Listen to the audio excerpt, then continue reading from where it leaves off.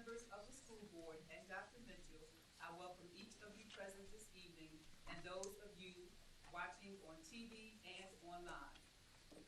A quorum is present to transact the business of the school division. And now I will call on Ms. Kyla Leggett, our student representative, to the school board to introduce tonight's guest for invocation and pledge. Thank you, Chairman Dr. Bass. We will begin tonight's meeting with the invocation and pledge to the flag. Here to do the honors are two students from Huntington Middle School, Demetrius Farr and Adriana Brown. First, Adriana will come forward and deliver the invocation. She will be followed by Demetrius, who will come forward and deliver the pledge. Adriana, will you please come forward and tell us a little bit about yourself before you get started? Good evening. My name is Adriana Brown. I am a 7th grade student at Huntington Middle School. I do a lot of singing there. I'm in the chorus. I am a dance student at a different dance company, and I do a lot inside of my church. So I go to Huntington Middle School, and I'm honored to be here tonight. As we begin, I invite everyone to take a moment to reflect on the values that help our schools and communities grow stronger, such as kindness, care, and respect. Understanding, just last week, many schools like my own observed Kindness Week, reminding us how small acts of encouragement, patience, and compassion can make a big difference in the lives of others and help create spaces where everyone feels valued. This month also reminds us to recognize Black History Month, which is a specific time to honor the achievements and resilience and the contributions of African American leaders, innovators, educators, pioneers, and everyday people who have helped shape our nation, our schools, our communities, and their stories continue to inspire us to learn and lead with integrity and remain committed to building a future rooted in opportunities for all. I stand by you as a proud Viking and leader within my school, my church, my community. May we carry forward a spirit of cooperation and shared commitment to what is best for our students, our schools, and more importantly, one another. When we lead with kindness and care, we set an example that helps everyone see the promise of the future. Thank you. Thank you.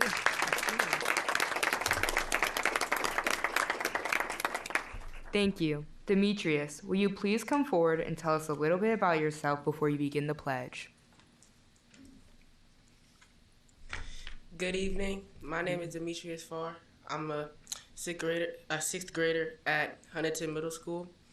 I like video gaming and theater. I pledge allegiance to the.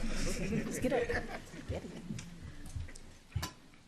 I pledge allegiance to the flag of the United States of America and to the republic for which it stands, one nation, under God, indivisible, with liberty and justice for all. Thank you. You. Thank you for participating in tonight's meeting. You guys did a wonderful job. Supporting Demetrius and Adriana tonight are their family members and school family. Please stand and be recognized.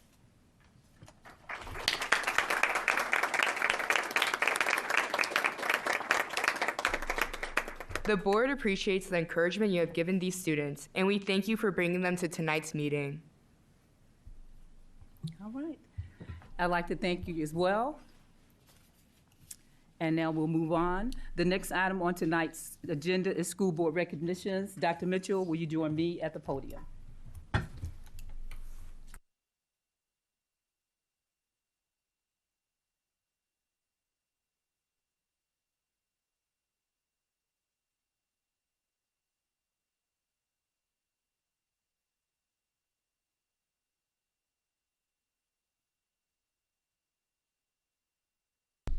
Okay. Good evening. I have the honor of introducing the first of this evening's school board recognitions. This week is Virginia School Boards Association School Board Clerk Appreciation Week, and the school board would like to take a few minutes to acknowledge the dedication of our school board clerk, Ms. Tiffany Moore Buffalo. Ms. Moore Buffalo, would you please come forward?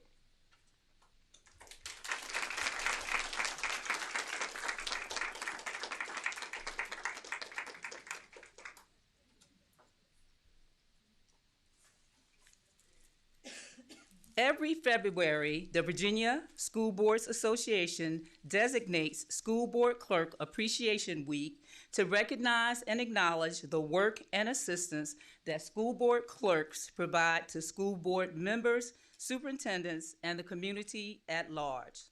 School board clerks are responsible for keeping records of meetings and documenting official proceedings of the school board, preparing and posting meeting agendas, organizing meeting schedules, and providing administrative support, among other duties. To sum it up, she is a vital cog in the smooth running operation of our school board team. She is also the chair of the Norfolk School Board, and this year chair of the Tidewater region of the Virginia School Board Association. Ms. Moore Buffalo, on behalf of the school board, administration, and this community, thank you for your dedicated service. Let's give her a round of applause.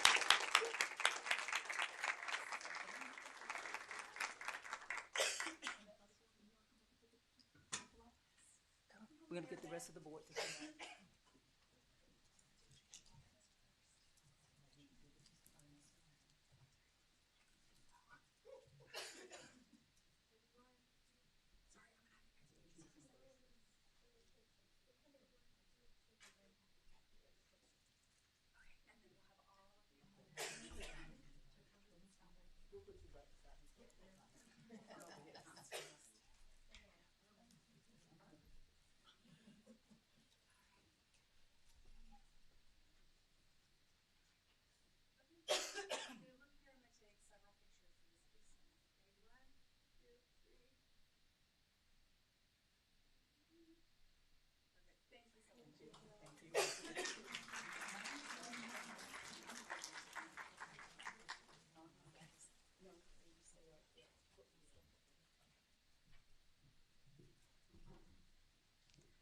Oh, long time no see.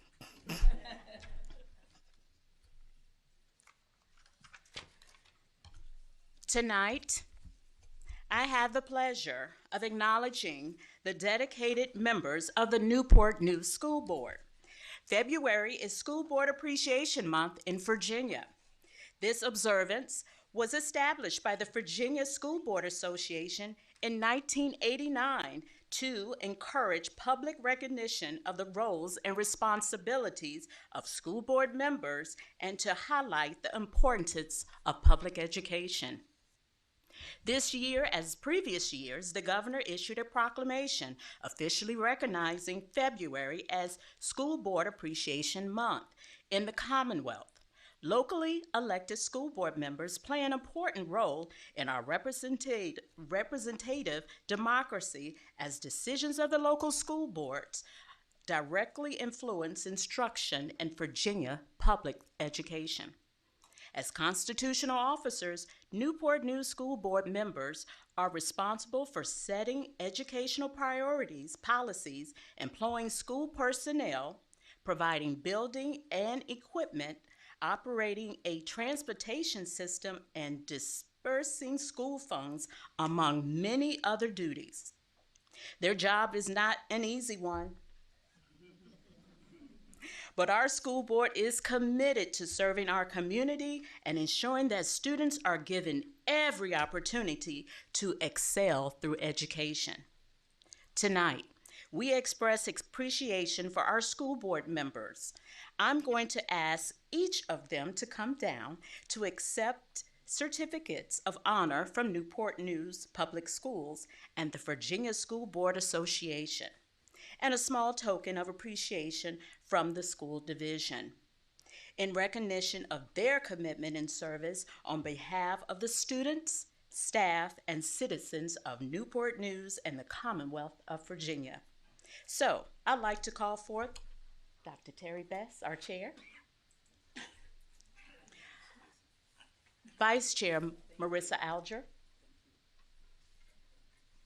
Board Member Rebecca Amon, Board Member Douglas Brown, Board Member Rashina Harris, Board Member Gary Hunter, Board Member Lisa Searles Law, and our student representative to the school board, Kyla Leggett. Please join me in saluting the members of the Newport News School Board.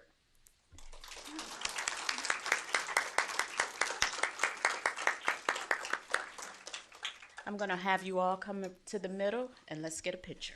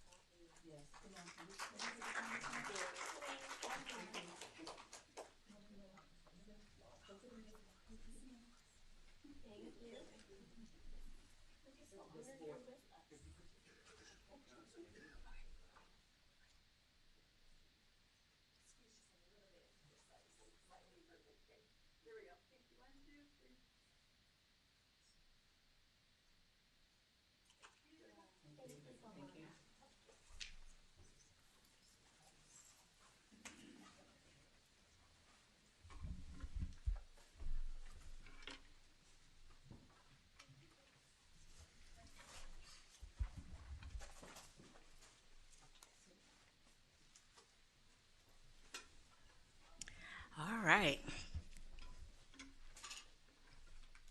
Good. Okay. Newport News Public School students took home first and third place honors in the 2025 3rd Congressional District App Challenge, which was awarded by Congressman Bobby Scott. Thank you for being here with us this evening, Congressman Scott, if you would stay. Okay.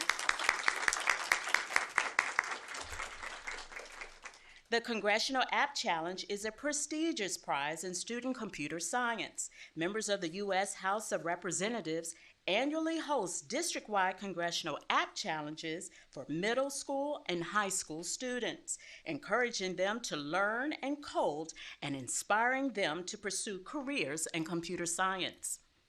A team from the Maritime Engineering and Environmental Studies Academy, which is a collaborative lab school partnership between Old Dominion University and NNPS that opened in the fall, won first place in the competition. If the following students will please come forward when your name is called. Sure. You want to come and join us, Congressman Scott? Right next to Dr. Best, if you will. Thank you. Malachi Finch. Malachi Finch. I apologize.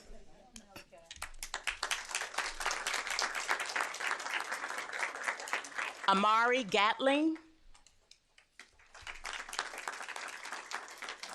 Come around. Come this way. This way.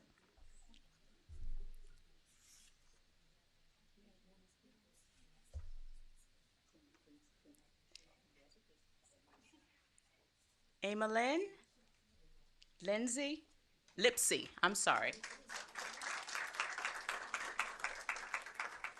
And Damian Saunders.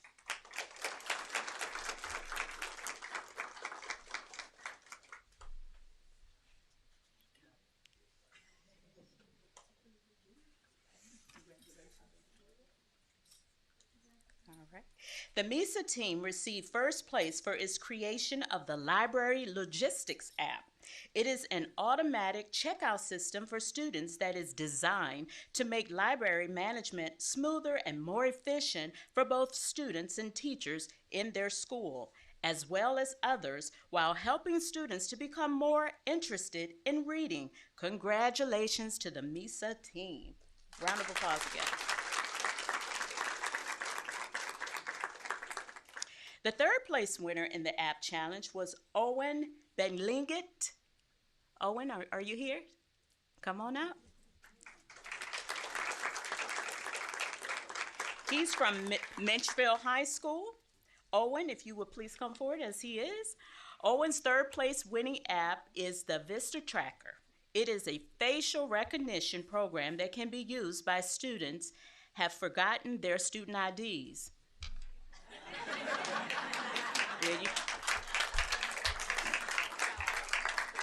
He's gonna be popular when he get back to school tomorrow. It allows students to have their faces scanned to be easily identified. Congratulations, Owen. We would like to thank their families and friends who may be with us this evening. Would you please stand? Oh, don't be shy.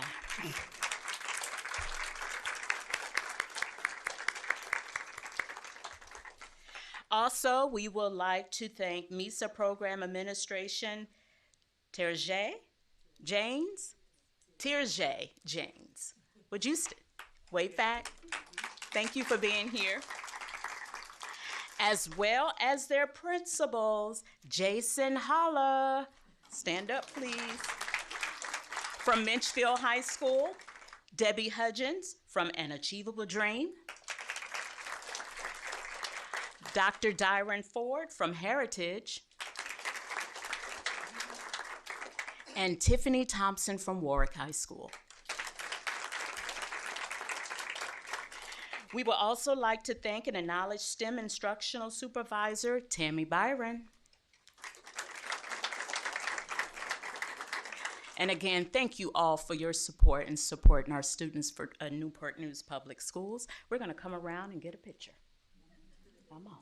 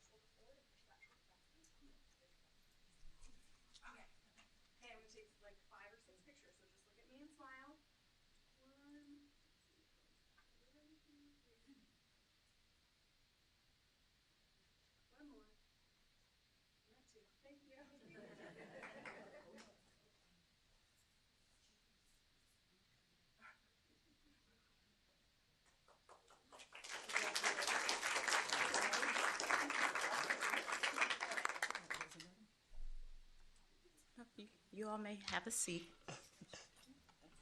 Yep. So at this time, we're going to take a short break so that our presenters and guests and their families may have an opportunity to leave. If they want to stay, they can remain at the remaining of our school board meeting. You're certainly welcome to stay. So if we could stand in a brief recess at this time. Thank you.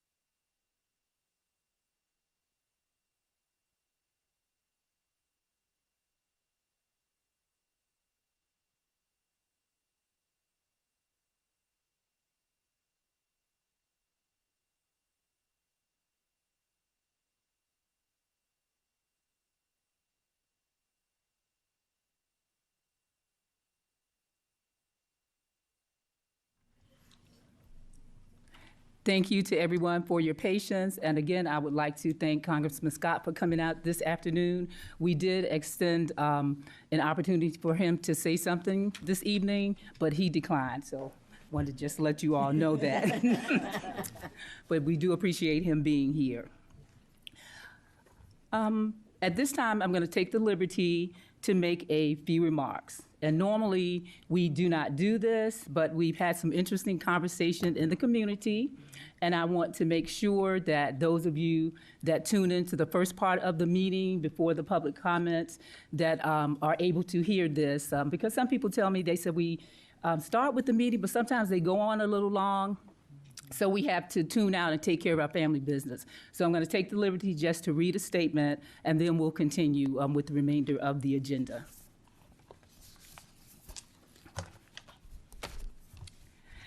As we continue our work to strengthen outcomes for every student across our division, we want to share an early update regarding our elementary school programming.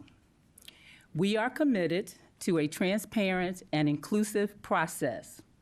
We look forward to engaging our families, staff, and community partners as we gather input and explore options together.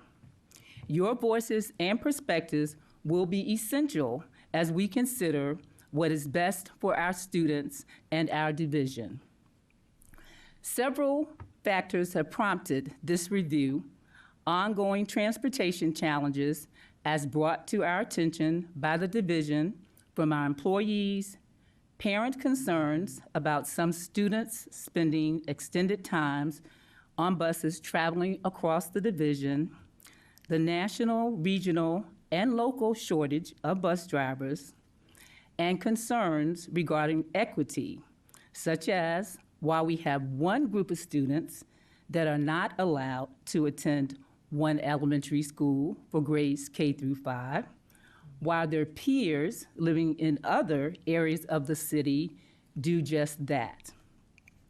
These realities require us to examine how we must most effectively and equitably deliver high-quality instruction and support to every child. In our community meeting in October, we shared the data regarding enrollment, zoning, transportation, and the fact that we could not continue to operate in the same manner and expect different results. We had maybe 4 parents to attend. The recording of this meeting was also posted on our school website. We want you to know that we are not taking these matters lightly or attempting to move forward without in-depth and accurate information and transparency. Discussion among the board and leadership staff have continued, and timelines to include stakeholders and voices have been pushed back to allow more time for feedback. At this time, we are in the early planning and information gathering stages of reviewing our elementary magnet school structure. We have hired an external consulting firm to conduct an efficiency study. No final decisions have been announced simply because no final decisions have been made. Our current focus is on collecting data, listening to stakeholders, and carefully evaluating how we can best serve all of our students and families moving forward.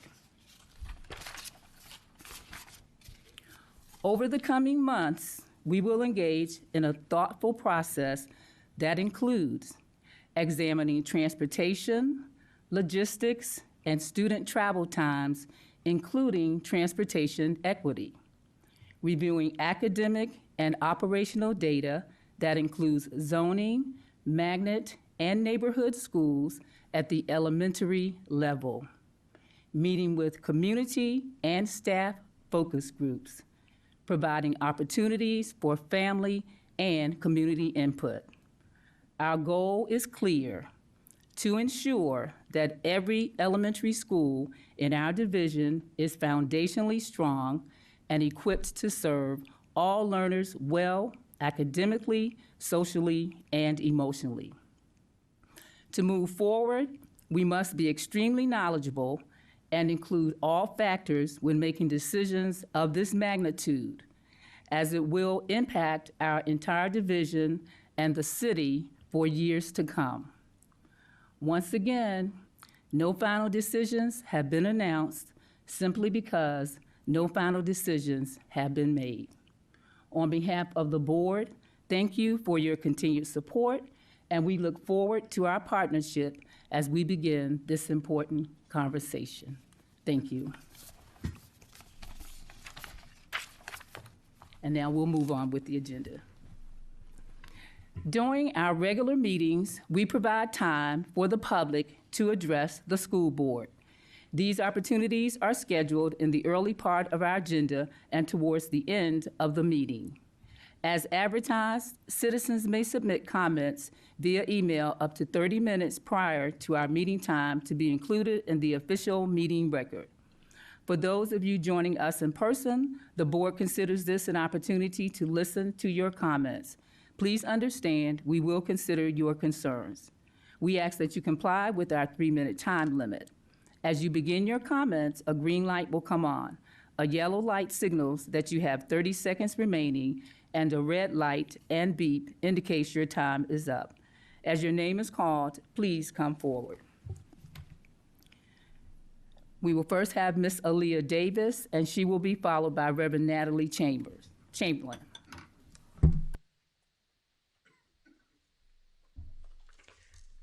Good evening, everyone. My name is Aaliyah Davis. I'm a senior at Warwick High School, where I participate in the Governor's Health Science Program, as well as the IB program, and various volunteer and athletic activities. Because it is School Board Appreciation Month, on behalf of the students, I want to start by saying thank you, truly. It's easy to see policies, meetings, emails, and decisions as just part of the system, but behind all of that are real people who are choosing every single day to work towards making our school better, safer, and stronger. I'm here to tell you tonight that your efforts do not go unnoticed. We see the improvements and we feel the impacts. Even when the work happens quietly in the background, it shapes our daily lives in ways that matter. The entire school board and administration, thank you for the time, the long hours, the difficult conversations, and the responsibility you carry. Creating a safe learning environment isn't simple. Supporting students with different needs, goals, and challenges is hard work, but also so very rewarding. Even at its toughest times, you continue to show up and do it anyway. And as students, we benefit from that dedication more than I can put into words. Opportunities like I have, such as IB, Governor's Health, and magnets at all the different high schools and even middle and elementary schools, as well as opportunities such as dual enrollment and new AP classes, are all thanks to you. I also want to give a very special thanks to you, Dr. Mitchell. Dr. Mitchell, the fact that you take time every single month to personally connect with students through SAGE means more than you may realize. In a world where young voices are often talked about but not always truly heard, you go a step further. You listen, you ask questions, you follow up, and most importantly, you advocate. SAGE isn't just a meeting, it's a reminder that our opinions are not just tolerated, they're desired, that our concerns are not just acknowledged, they're taken seriously, and that we have the potential to turn ideas into actions. That kind of leadership builds trust, responsibility, and respect, and it's these core values that build stronger schools. As students, thanks to the school board, we feel heard and we feel responsible. When we feel valued, we rise to that expectation, and this culture starts at the top. I also want to briefly share something that I'm passionate about that connects to this idea of community growth, a garden initiative that I hope to implement. The goal is simple: to use school-based gardens as a way to instill agricultural knowledge within our community. It's about teaching students where their food comes from, about sustainability, responsibility, and about teamwork. It's about giving younger students hands-on experiences that connect science, health, and service. And beyond that, it's about creating something that belongs to all of us, something we plant, nurture, and grow together. In many ways, that garden represents what you all are already doing. You're planting seeds of safety, opportunity, and of trust. And because of that, students like us have space to grow. So again, thank you. Thank you for your leadership, your advocacy, and thank you for believing that young people deserve a seat at the table.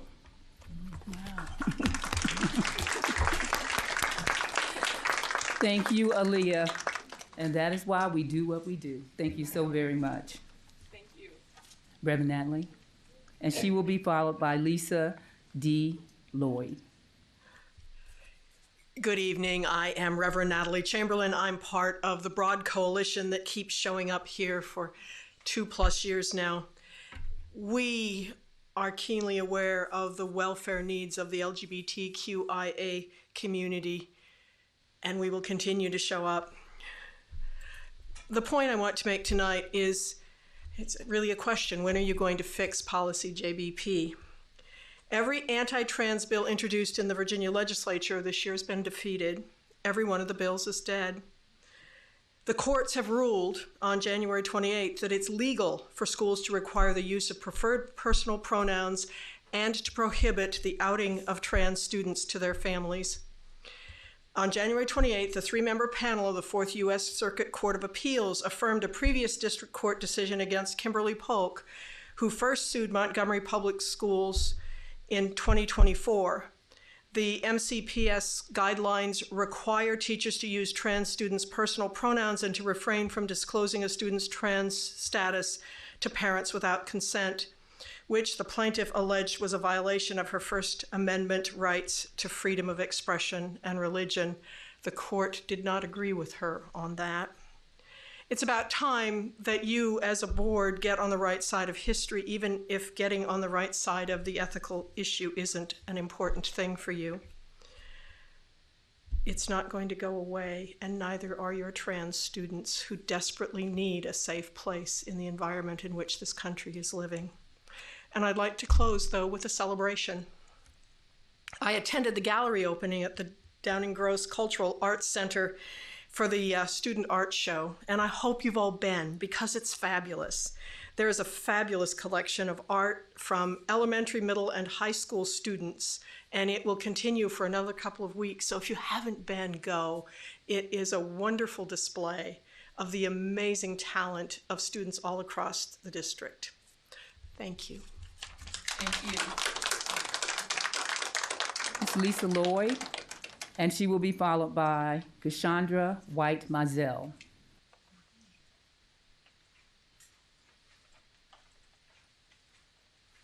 Good afternoon.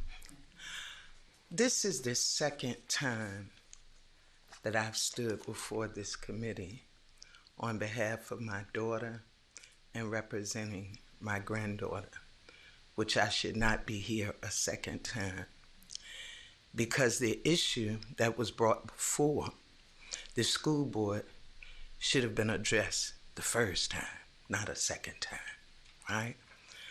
There's only one person that has contacted my daughter. There's been email after email after email. And what I know is that I too have been a child. I too have stood before a committee. And I'm gonna be brief because she has something to say. I want to say this: as a child, adults believe that adults are always true. We will lie.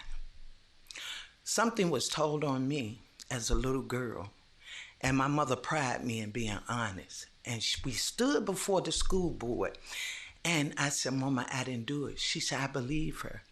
There was an expulsion for me. I cried, but you know what? One thing about the truth, it stands all on its own. It needs no assistance. Only a lie does, right? And it came out that I told the truth. The whole committee had to apologize to me, but as a child, I didn't want to hear it. Yeah, I got over it. But what I'm saying, children do tell the truth. We need to stop just looking because they're adults. Their mouth isn't a prayer Bible. All facts should be looked at and be considered. These children are our future, and we are responsible for them. And their right to be right. And I hold you all responsible. Thank you. I'm sorry, just for clarification, do you want to sign a card so you can have your full 3 minutes, or were you just going to continue? No. I'm talking. I'm sorry. Yes. No? Kashonda White Mazel. Right, so you just want to continue with her time? Or did you want a full 3 minutes? And I just My need full you 3 to- minutes, yes, ma'am. Can you submit a card and we'll be happy She to did. call? She did? Yeah, this is the one that's. Oh, I'm sorry. So you're just finishing up? Yes, ma'am. Okay, thank you. Should I start or wait for y'all to buzz? You can go ahead. Okay, good evening, members of the school board and superintendent. I am here again, just as I was at the last school board meeting, to speak on matters concerning my special needs student who attended Booker T. Washington Middle School. I will continue to attend each and every meeting moving forward until my attorneys advise me that I have done everything possible to address the serious bullying concerns that took place in that building, concerns that to this point no one appears willing to properly address. What is most troubling is that I have documentation to support these concerns. I have reports from other parents and students, as well as audio recording that demonstrates staff members have not been truthful or forthcoming with information that they have provided. This is deeply concerning and unacceptable, as our district has individuals in leadership positions who seem more focused on holding titles than fulfilling the responsibility that comes along with them. These roles are meant to serve and represent the district with integrity and support the community when legitimate concerns are raised. During the election cycle, we hear promises of changes and committed to serving the people. However, I have yet to witness meaningful or positive change, particularly when it comes to accountability and student safety.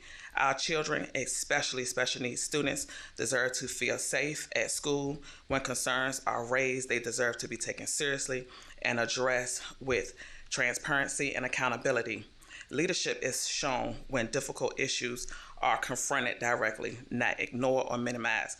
The last superintendent that represented this district well was Dr. Kilgore. She took her position very seriously. If any issues reached her, she did her own investigation. Since her departure, we have seen several lawsuits, ongoing issues, ongoing investigations where staff members are not being held accountable for their actions or lack thereof until it is far too late. That in itself is a serious problem.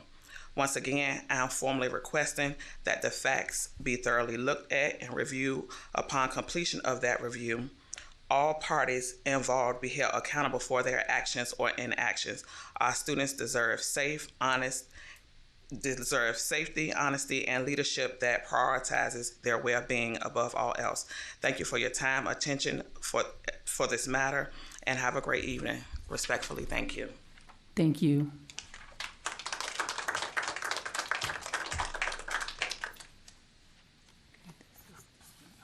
Ms. Jackie Batterson, and she will be followed by Ms. Catherine Carter.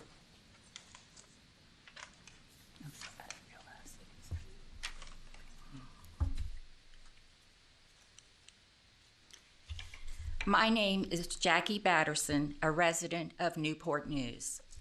I am also a member of the Unitarian Universalist Fellowship of the Peninsula, a faith community in Newport News. I am here again requesting that you change the wording in your procedure JBP to correspond to the policy JB. The policy states you will respect and ensure the rights of every child in the Newport News school system. By denying our transgender children the right to be addressed by their chosen names and preferred pronouns, you deny them that dignity. For the past decade, there have been bigoted politicians and destructive right-wing pundits trying to convince the American people that the worst things happening to our country are the use of pronouns and trans girls in sports. I think we all realize that's not what it is. Polls taken during the last election in our state showed that only 3 to 7% of the voters considered trans issues in making their choices. You no longer have a bigoted government in Richmond dictating their conditions on how you write your procedures. In the spring, you will have transgender graduates. who have spent the past 4 years living with the result of your decisions. They have not felt seen or respected. There will always be those who refuse to recognize the truth, who surround themselves with like-minded people. However, the time has come to make a choice between what is right and what is wrong, what is ethical and what is amoral. The time has come to change the procedure so that our transgender children receive the same rights and respect as every other child in this school system. I will close with this quote from Mahatma Gandhi. When I despair, I remember that all through history, the way of truth and love have always won. There have been tyrants and murderers, and for a time they can seem invincible, but in the end, they always fall. Think of it, always fall. Thank you for your time. Thank you. Ms. Catherine Carter. And she will be followed by Mr. Jonathan Carter. Hi. I have never addressed a school board before, but my name is Katie Carter. Just for a little background, I grew up in Newport News. I attended Newport News Public Schools from elementary through high school. I'm the daughter of a retired Newport News public school teacher, and my son was recently accepted this year in the 3rd grade program at Hilton Elementary Magnet Program. And I have a daughter who is a rising 1st grader, and I hope she will be able to join her brother at Hilton next year. I'm also a practicing local family law attorney. I'm here today just to speak in support of the magnet programs. I've been made aware of, I think what I've heard tonight has been kind of the most information I've heard up to this point, but been made aware of the beginnings of a plan to modify access to or discontinue the programs altogether, which I think would be a sincere tragedy for elementary school students. I looked at the policies and procedures manual, and the section IHBH was entitled School Programming Options. Newport News Public Schools recognizes in that provision the importance of students having the opportunity to choose, and I'm quoting here, educational programs aligned with personal interests and career aspirations, end quote. It points out that many students benefit from varying instructional models to support individualized learning styles. It's a mistake to exclude elementary school students from the opportunity to have choices to pursue their interests and to seek like-minded, motivated, and specific instructions based on their goals. The specialized curriculum has significantly benefited my child specifically, but has also benefited many, many children over the decades since the magnet program was originally instituted. I was reading the fine print when I reapplied my daughter for the magnet program this morning, and I saw, like as was referenced here, the intention of the board to undertake the efficiency study from an external consulting firm to determine if the program was going to be modified, which it looks like is also in keeping with the policies and procedures section IL-P on evaluation of existing programs.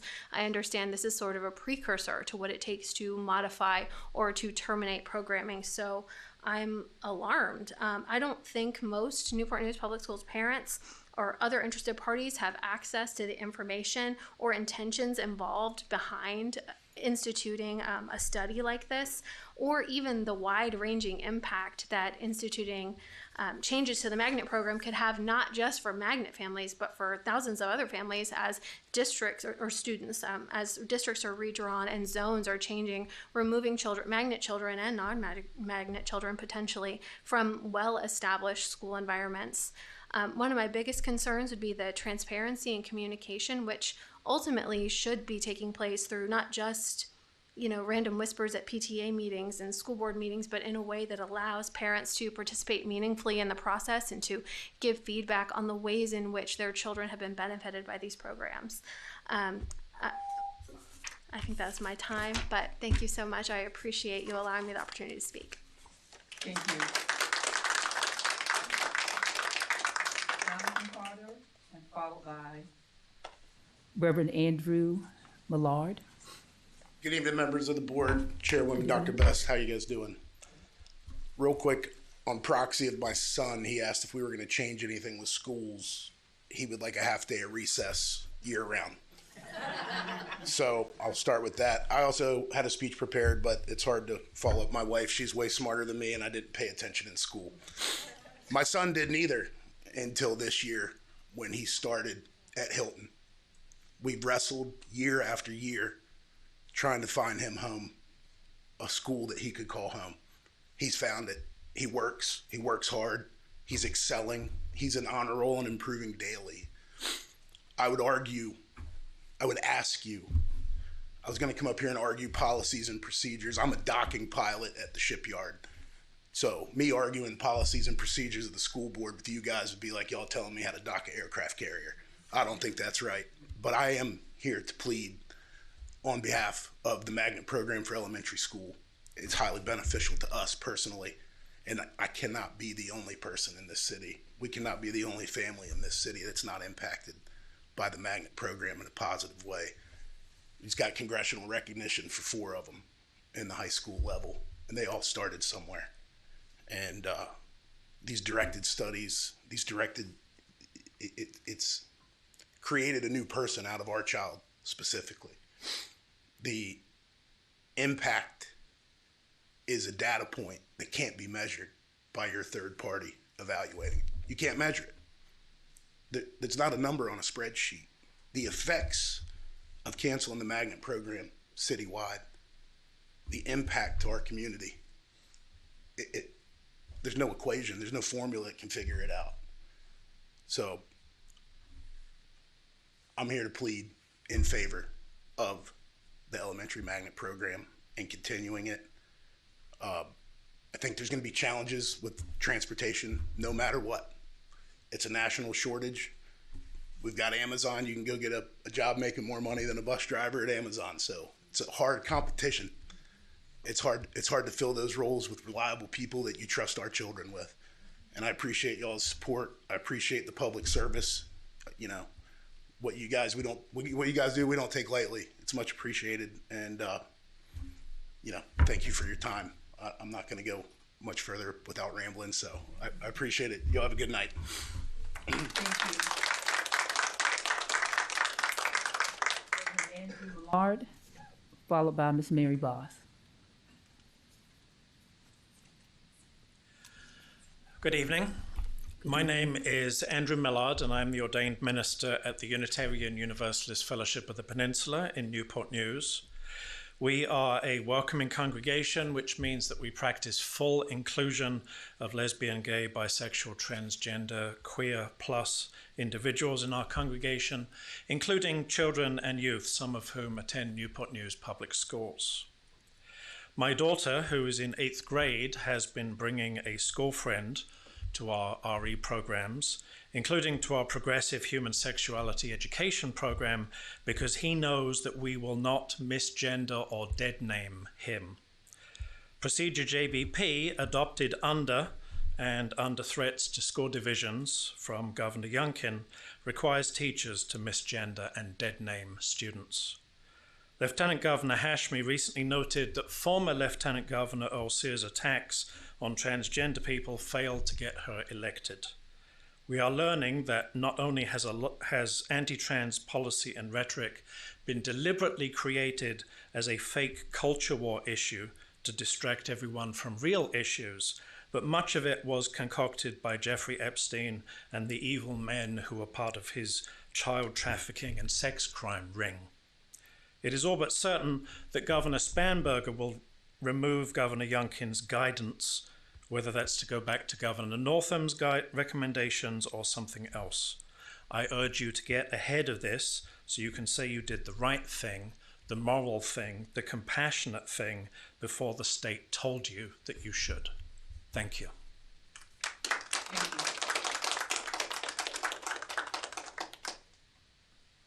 And Ms. Voss will be followed by Mr. David Brakeman. Hello, Mary Voss, NNPS teacher, parent, and graduate. Good evening to the board and to Dr. Mitchell. To start off tonight, I'd like to address the issue of some non-security employees being required to work weapons detection stations.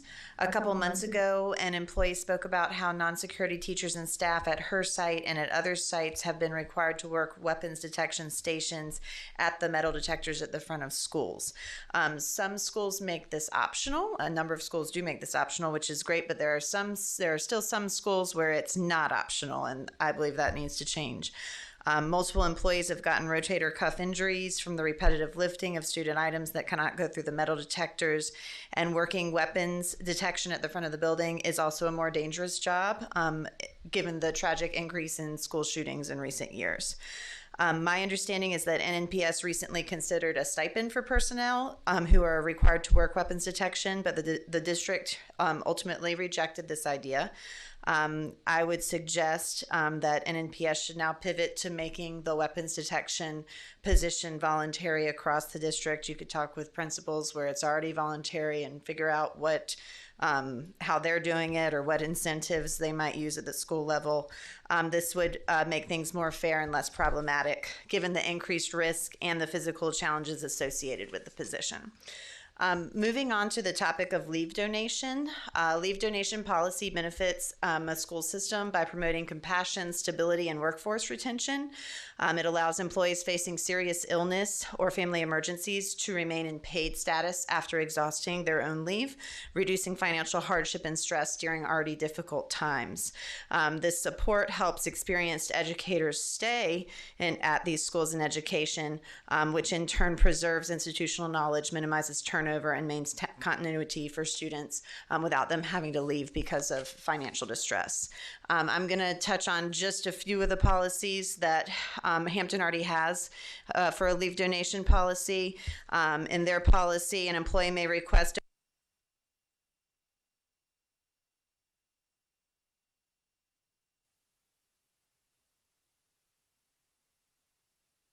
of the employee by building administrators, department heads, or human resources, not by the employee directly. Donated leave is applied to cover absence. It's entirely voluntary and confidential. Donors must retain at least 40 hours of sick leave after donation, and donated leave may not be used for routine pregnancy or elective medical procedures. In my final seconds here, I want to urge the board to fully dismantle Governor Youngkin's discriminatory anti-LGBTQ+ guidance in policy JBP. There is no reason for the division to continue adhering to harmful, stigmatizing guidance. Thank you very much for your time and consideration. Thank you. Mr. Brakeman.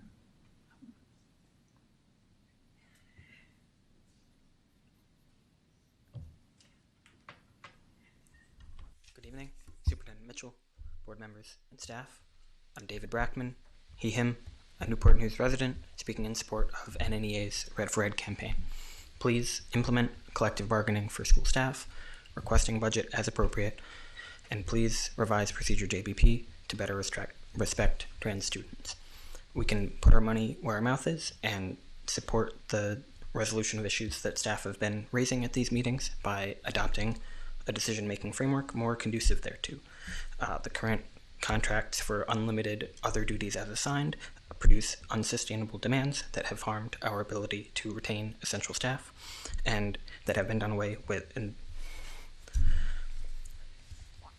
other parts of the country that have adopted collective bargaining. Please also revise procedure JBP to replace Youngkin's dismissive and discriminatory language toward the safety and legitimacy of trans students, and allow using in casual conversations people's preferred names without a permission slip through the same courtesy afforded to everyone else. Thank you. Thank you.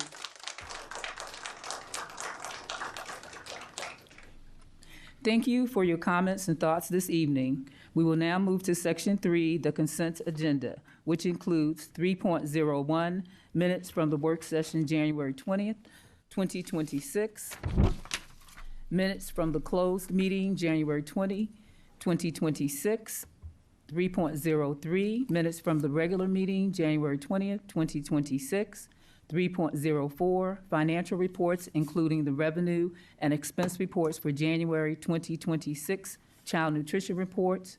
3.05, the personnel report. 3.06, budget transfer. At this time, can we now have a motion to approve the consent agenda? I move to approve the consent agenda as presented. Get a second? Second. It's been moved and second that we approve the consent agenda. Any questions? Discussion?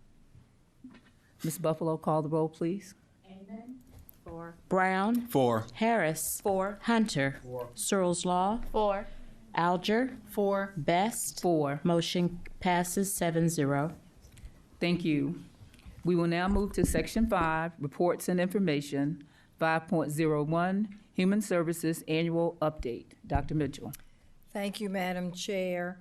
Each year, the school calendar represents one of our most important decisions that impact academics. It determines how we protect instructional time and how we create stabilities for families in terms of days that students are in school. The proposed 2026-2027 calendar reflects collaboration with our Newport News Public Schools Calendar Committee and alignment with our Peninsula partners. It prioritizes the state-required instructional hours and attempts to protect teacher planning time, especially following major breaks, and maintains consistency with our surrounding divisions. Our goal is very simple: maximize learning, support staff excellence, and ensure predictability for families. So tonight, Tracy Brooks will briefly walk you through the proposal and next steps towards gaining community feedback and a March board action. Thank you, Ms. Brooks. Thank you. Good evening, members of the board, Madam Chairman, and Vice Chairman, and Dr. Mitchell. We're going to come back to it. It's a pleasure to be before you this evening. I would like to thank you for the opportunity to share highlights from the division-wide calendar that we are proposing for next school year. But before I review the calendar, and for the sake of the viewing audience, I would like to speak briefly about the team that developed the draft calendar, the process we used, and the factors that we considered in planning the draft calendar that is before you this evening. Now, the draft calendar is a result of the work of the calendar committee that consists of elementary and secondary teachers, administrators, parents, and representatives from our instructional areas and our support services who provided valuable input in developing the draft. And they will continue to work over the next several weeks to revise the calendar as needed. I would like to take a moment to thank our committee members for their hard work in striving to balance the various needs of our students, staff, and families in developing the draft calendar for next year. Now, this slide shows our calendar planning process, which began with meetings with the 6 school divisions on the peninsula last fall. We incorporated the recommendations along with the input we received from our own calendar committee to develop our draft. We've posted the draft on our school division's webpage for public feedback, and we'll continue to reach out to the PTA and to our employee, student, and community advisory groups for their feedback through March, when the calendar will come back before the school board for action. Now, there were several factors that we considered in planning the calendar. First and foremost was the instructional program, so we developed a calendar that will support our work in empowering every Newport News learner to succeed. Then we based the calendar on the state requirement of a minimum of 990 instructional hours per year. To address inclement weather, the state allows us to count up to 10 days as virtual learning days, since we have a virtual learning plan in place and we provide a device for every student. Now, once we had our student days in place, we added teacher work days, planning days, and opportunities for professional development for up to 200 days for teachers as required by the state code. And lastly, we worked within a 245-day contract or appointment period for our 12-month employees. Now, there were 3 key calendar considerations at the forefront of the committee's work on next year's draft, and they were: first, to maximize the time for students to receive high-quality instruction, so we maintain the number of student days at 178 days for next year. Second, we continue to include time for teachers to plan instruction throughout the year and to take advantage of professional development opportunities. There are 13 pre-service and teacher work days at the beginning of the school year in August for new teachers and 7 days for returning teachers. And third, we consider the impact of half-days on student attendance and our families, since our data showed that daily absences tended to peak on half-days. And as we know, attendance matters for instruction and is also a factor in school accreditation. So next year's calendar will contain only 3 half-days for all students. So what's new in next year's school calendar, and what are we continuing? The most noticeable change is that we are proposing to open 2 weeks before Labor Day, on Monday, August 24th, which is consistent with all Peninsula school divisions and is also consistent with our most recent starts in previous years, such as Monday, August 26th of 2024 and Monday, August 25th of 2025. Now, what's interesting is that the earlier start will allow the same number of weeks for students and staff during the summer like we've had in previous school years. And that will be the period between the last day of school on June 8th of 2026 and before the proposed first day of school on August 24th of 2026.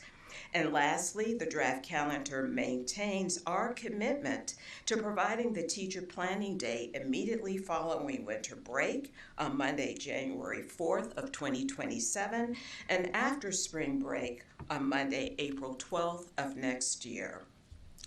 Now, when we look across the peninsula for next school year, and as I said, we work together as Peninsula school divisions for consistency whenever we can, all 6 school divisions are proposing to open on Monday, August 24th, according to the drafts that our neighboring school divisions have shared with us thus far.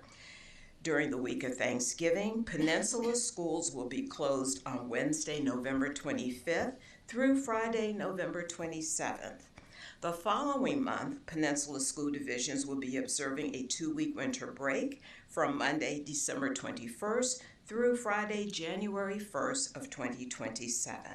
And for spring break, we will continue to observe the break as the first Monday through Friday in April, which will be April 5th through the 9th of 2027. And now I would like to share highlights from the proposed calendar for our students, staff, and families. In August, our new teachers will report on Tuesday the 4th, and returning teachers and teacher assistants will report on August 13th. And as mentioned earlier, the first day for students will be Monday, August 24th. Now, in looking at September, you can see that Labor Day will be a week later than usual in 2026, which informed our decision to start school the last 2 weeks of August. And in keeping with the state code, schools will be closed for students and teachers on Friday, September 24th, prior to the Labor Day weekend. Now, October 9th, schools will be closed for students so that teachers will have a half day for professional development in the morning with family conferences in the afternoon. In looking at November, Tuesday the 3rd will be an election day for federal and local offices and will be a teacher work day to close out the first marking period. And later in the month, schools will be closed on Wednesday through Friday, November 25th through the 27th for the Thanksgiving observance, with a half day for 12-month employees on the 25th to meet their contractual obligations. Now, as mentioned earlier, Peninsula school divisions will have a 2-week winter break beginning Monday, December 21st and ending on Friday, January 1st of 2027. Now, as we enter 2027, Based on the positive feedback from teachers, we continued the teacher planning day for the day after winter break ends, which will be on Monday, January 4th, with students reporting on January 5th.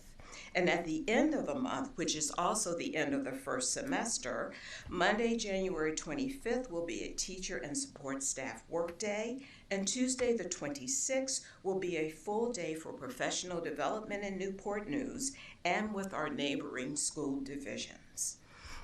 Now, as I mentioned before, spring break will continue to be observed as the first Monday through Friday in April, which will be the 5th through the 9th.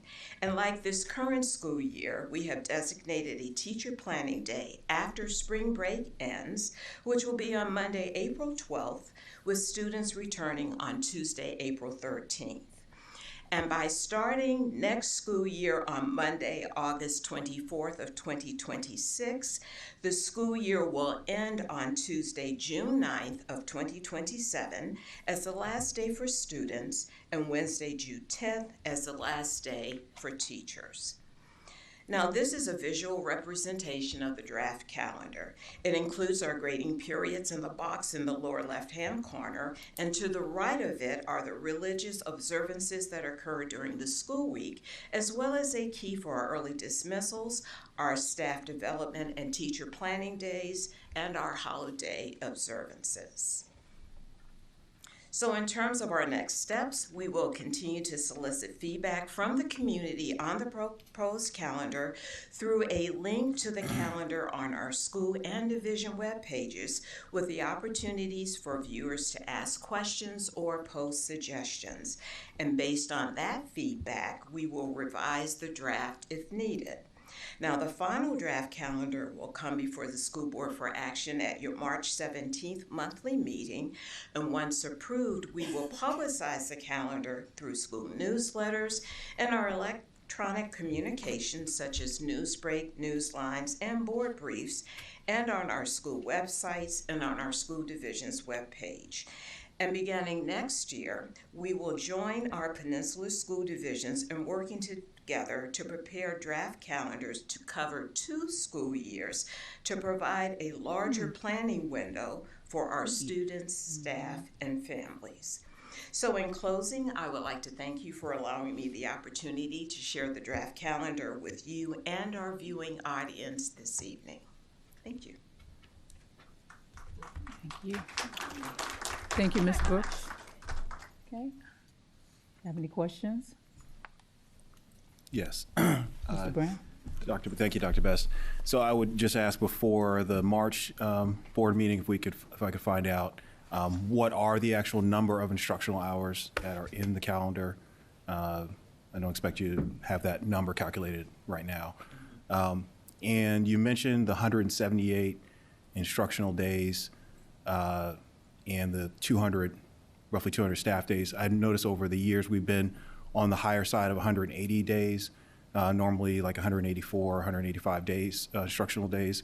So if you, I suppose, what was some of the thoughts about going below 180 instructional days? I think for the past few years, Mr. Brown, we have been around 178. We went 1 year at 176, but that cut us too closely to the instructional hours that were needed for like high school classes.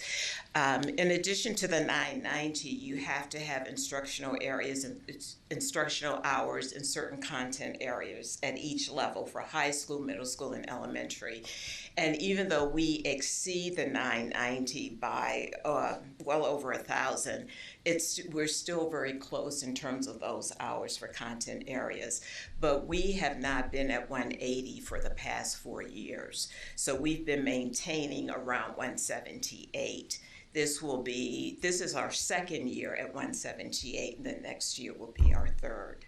And that's where it's somewhat odd, because I recall when we finally did change the school start times, and at least my thought process around that time when we started earlier was that we would have more instructional days. But it sounds like since we've moved the start time up, we actually have less instructional days than in the old days.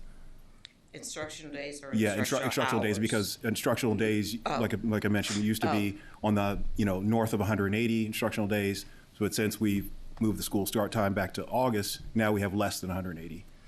Right, but the start time in August, it's really the shifting of the days. And this year, as you know, it's like Labor Day is coming 2 weeks later. So it's really the movement of Labor Day versus what we're actually doing. So it seems like we call it an unintended 2-week start, but it's really the shifting of that month in September. And it's still bringing us very closely. If we start school August 31st, we will have students in school June 15th. And that's like the third week of June. So it's been interesting the way the days shift every year. And I understand what you're saying. With the earlier start, we were hoping for an earlier closing. Right, more days, yeah. Exactly. Can I also add a couple of things I've noticed with the calendar, which I kind of like. I like it because what you've done is, and everyone knows this, once you test at the end of the year with SOLs, the kids turn it off. And what you've done is you've shifted to give the educators more instructional time. Exactly. By doing that. That's one thing. The other thing we need to consider is the fact that we've got virtual learning on snow, quote unquote, what used to be snow days. Yes. And so that's shifted as well. And so the combination of both may be giving us more instructional quality time with students. And that's how I'm looking at it from the standpoint of what's happening in the classroom. Yes, and thank you very much for that, Mrs. Alger, because at one time we did build in like 182 days and 2 were inclement weather days. Right. And so we did not count those days, or we would reduce school either by a day at the end of the year or a Friday before the Memorial Day weekend, something of that nature to bring us down to the 180. So you're right, we have gone as high as 182, but it was for the inclement weather days, and that does help us tremendously. As we said, that we have a virtual learning plan in place, and the state allows us up to 10 days as inclement weather days so that we can count those instructional hours or count those days. Okay, Ms. Ava. Thank you, Dr. Best. I'll just echo what, I don't know if mine's on or not. There we go. Sorry. I'll echo what Ms. Alger said. As a parent, once you get through those tests, the SOLs, or any of those, it is very challenging to get kids to want to go to school because our tests are done, we're watching movies or whatever it is. But I like and especially if you think about students taking AP tests, I would imagine IB testing is very similar. Though the AP tests are scheduled on a certain day. It doesn't matter when we start our year, they will be on that day. So it gives more instructional time, get ready for the school year, refresh and teach up until the test, and then there's less dead time, if you will, on the back end, which as a parent I really like. It makes it easier. So those last weeks or two. Conley, did you have your hand up? No. Okay, and I just have a comment. I'm just kind of throwing it out there, Ms. Brooks. So a couple of people have approached me and they said, why can't we get out Memorial Day weekend? Because in places like North Carolina and there are other divisions, why do students even have to come back? Because just like Ms. Alger said, pretty much after testing is done, they're turned off. And I said, I think you might have to come to school like the beginning of August. Right. And they said, well, we would rather do that and get out Memorial Day. So I'm just giving you some future. And so I just wondered, have you all ever discussed that option, any other divisions? But I've heard several people, they brought that up. And I'm not suggesting you do it. I'm just wondering, has there been some conversation, and is testing a factor? We just will never be able to do that because of the way testing is set up in Virginia. Well, quite honestly, we have been watching Norfolk because they instituted the earlier start and to be done by Memorial Day. But we haven't had any conversations in terms of our school division doing that. And also, we have more planning days for teachers, and there are other days that we schedule that other school divisions do not. So it is a balancing act, but we have not had that conversation in the calendar committee in terms of going to that model. I think we would all like to do that, but we would probably have to start if we maintain all of our planning days for teachers, our professional development days, and our breaks start maybe the second week of August, then it works us into July, which is our summer school time. And so there are a lot of other concerns or factors that we would have to consider. So it's something that we can start looking at. And we did, as I said, we've been looking at Norfolk's model, and it's worked well for them. But we have different sets of days that we are not in session than they have. Okay. Thank you. And I like the 2-year calendar. I really like that. Yes, so we're looking forward to doing that. And the second year is typically just called the planning year, but still it gives families and staff an idea of the direction we're going in. And really with the requirements from the state and really taking into consideration all of the recommendations that we get from our teachers and parents, our calendar has been very similar from year to year.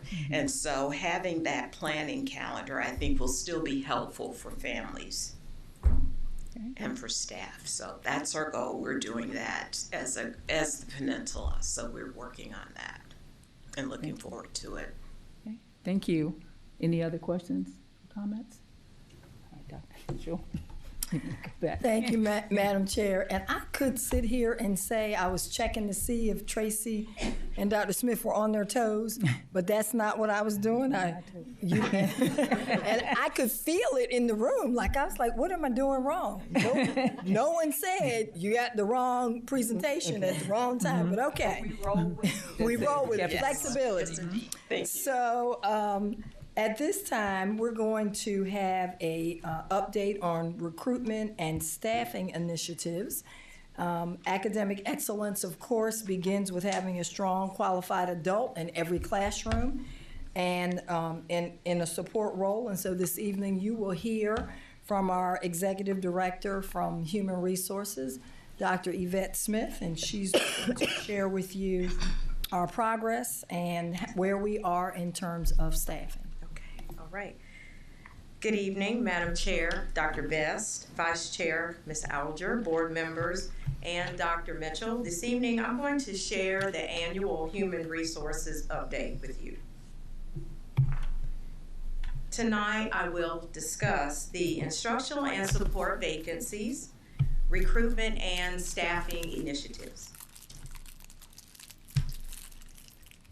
The human resources initiatives come under the strategic plan Elevate 2030 1.1, 1.4.1, and 1.4.2.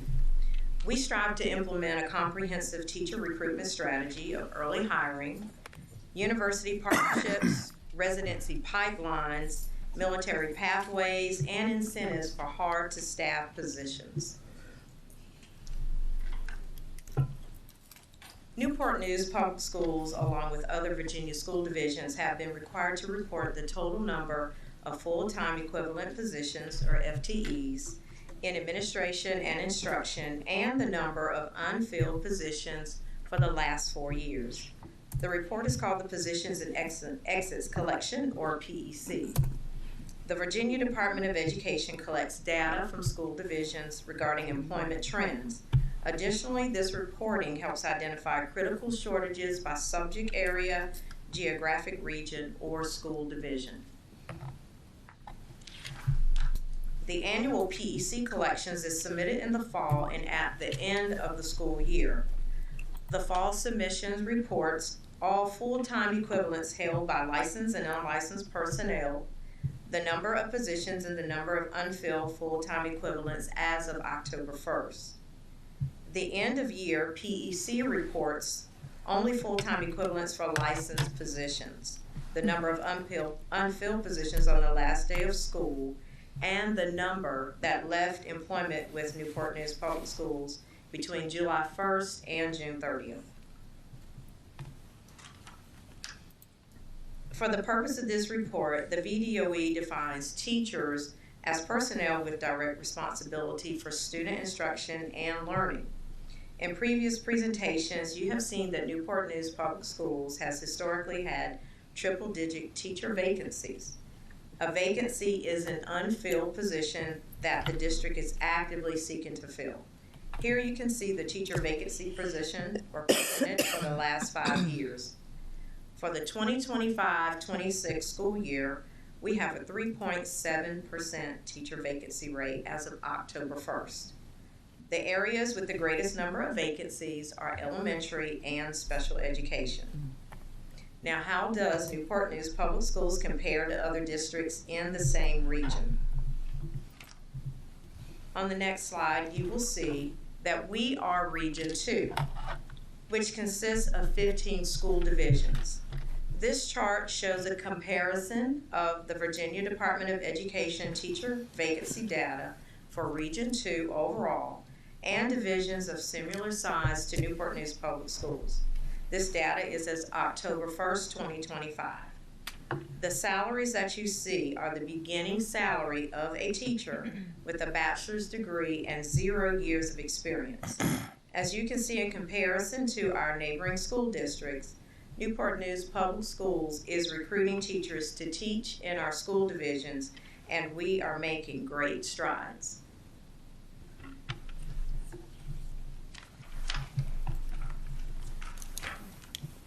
Some of our Grow Your Own initiatives in Newport News Public Schools, we have several that are focused on addressing teacher vacancies by developing educators from within our community. We currently support candidates who already hold associate's, bachelor's, or master's degrees and need to complete their licensure requirements. We also work closely with instructional assistants, substitutes, and career switchers who are interested in becoming fully licensed teachers. Through these pathways, HR provides practicum placements, field experiences, student teaching, paid internships or tuition reimbursements, and opportunities for direct hire into our instructional positions. One of our key pathways is the Emerging Teacher Program, which includes iTeach, a Virginia Department of Education approved alternative route to licensure, and iTeach is an online accredited program that's approved by the Council of Accreditation Educator Preparation and designed to be both accessible and affordable for aspiring educators.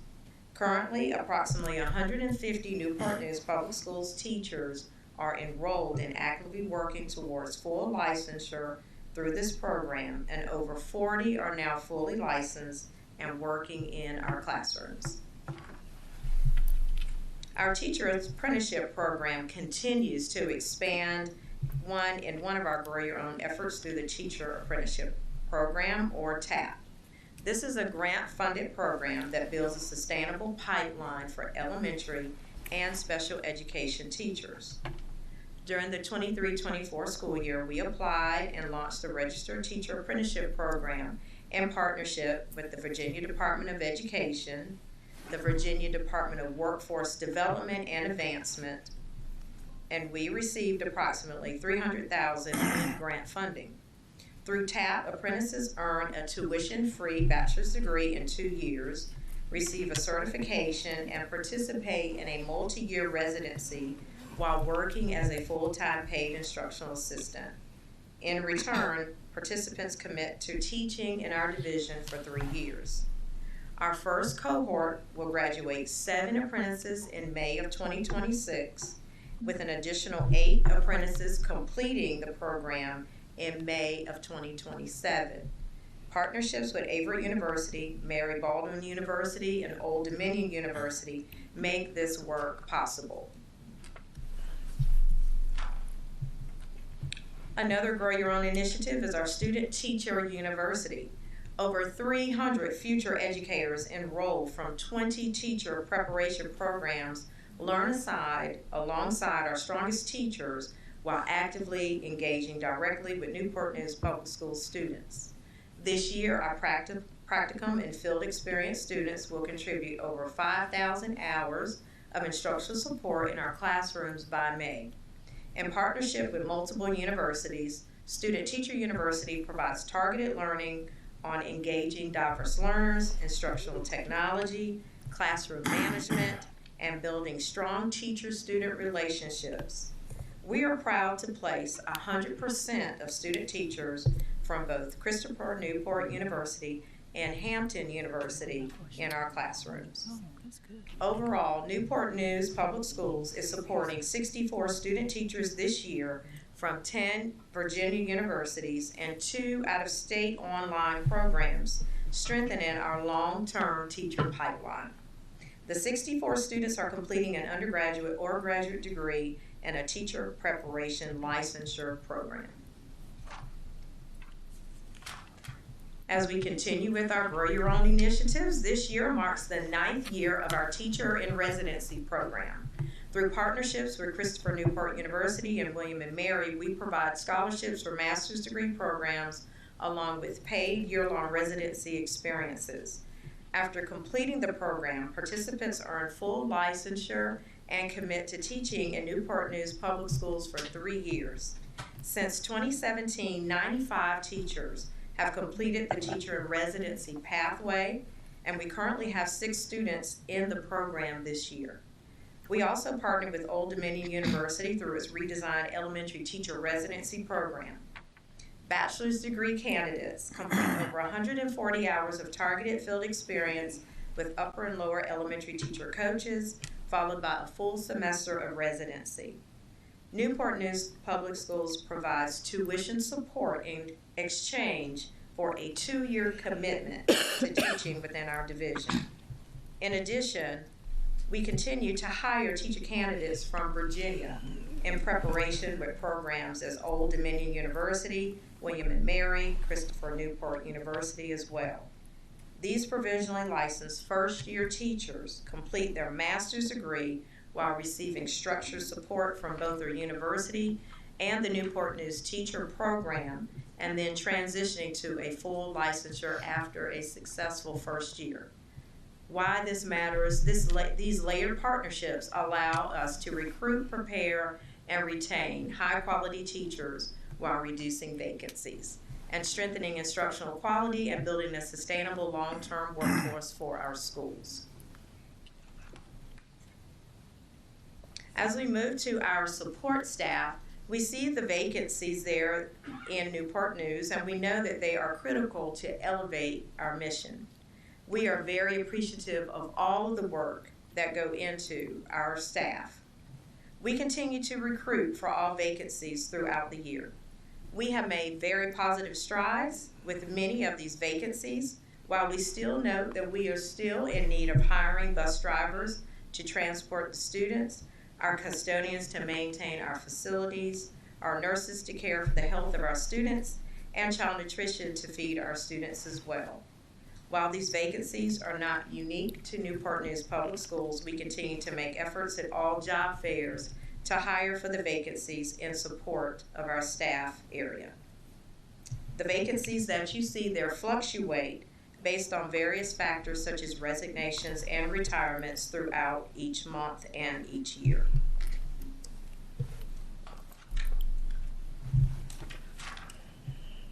Some of our recruitment initiatives that we do in the Human Resources Department include social media, radio, TV, retiree solicitation, Newport News Public Schools hosted job fairs, college campus recruitment, including attending college and universities, community event participation, military partnerships, sign-on bonuses for critical areas, walk-in Wednesday interviews, and international recruitment.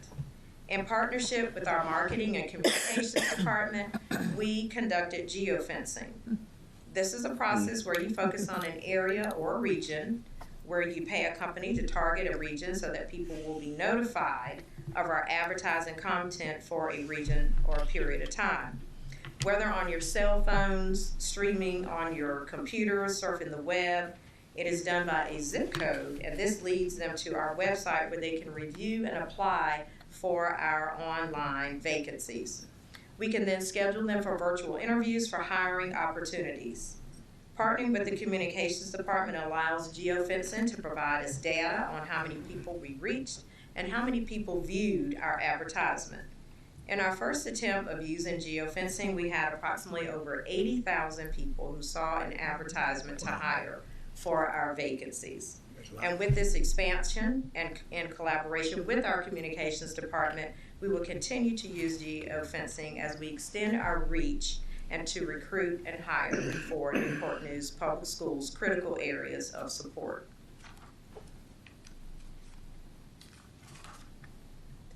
Our military partnerships.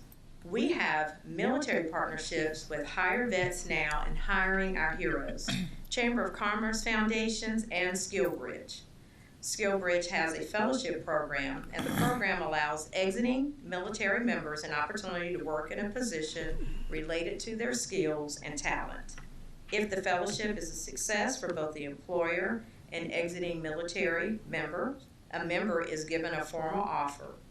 We also partner with the Virginia Works Veteran Services, Hampton Roads Workforce Council, Veterans Employment Center, and Troops to Teachers. We have participating in hiring events at the Joint Base Langley Air Force Base and Fort Eustis. And as you can see, our hires from July 1st, 2025 through December 31st, 2025, we have hired 18 veterans and 30 military spouses. And we are proud to say that we have hired Robert White, our Executive Director of Public Information, and Mr. Moses Tolliver, 2 retired veterans who have joined Newport News Public Schools. Recruitment is a joint effort. I want to say thank you to my dynamic human resources team, family members, school leadership, principals, assistant principals, staff from the Department of Teaching and Learning, our teachers that also help us recruit, substitute teachers, interns, and our board as well for helping us with these recruitment events. At this time, this concludes the Human Resources Update, and I'm happy to answer any questions that you may have. Thank you. Thank you. Wow. All right, Mr. Oslong. I just have a comment. Have a comment. I think I get excited to see this presentation every year because it really dispels the noise and what we hear about teachers leaving in droves. However, we do all we can to keep that from happening. It is a joy to see that we are doing okay. The part that I really like is about grow your own.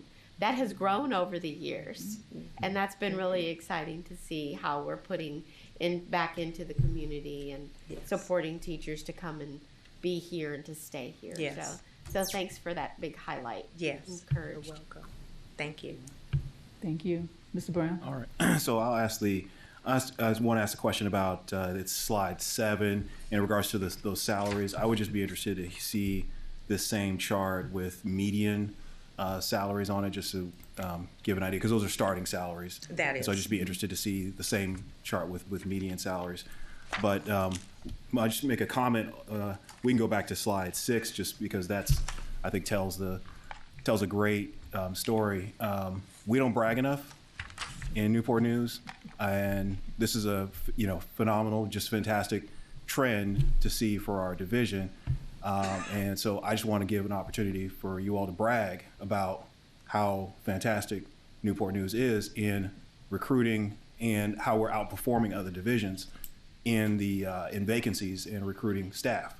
And so please comment on why are we continue to go down every year, whereas that doesn't necessarily happen in all of the other divisions around us. Yes, I will say coming into the division, and I give kudos to this team as well, and that's why I brought them here.